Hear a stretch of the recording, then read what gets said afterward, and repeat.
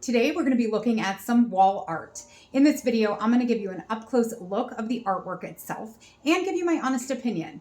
The seller did send this to us in exchange for a video. However, all of the views and opinions in this video are my own. The artwork on this is fantastic. It has a shadow, so it almost looks like it's a 3D like metal wall hanging. If you just looked at this from a distance, you may think that there is metal on this canvas, but it is not. It is just a painting. It also looks textured, but it's not actually textured. The way that they did the shadows in this painting is absolutely fantastic. I cannot stress that enough.